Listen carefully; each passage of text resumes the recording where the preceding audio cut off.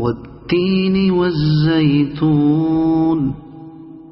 وطور سينين وهذا البلد الأمين لقد خلقنا الإنسان في أحسن تقويم ثم رددناه أسفل سافلين إلا الذين آمنوا وعملوا الصالحات فلهم أجر غير ممنون فما يكذبك بعد بالدين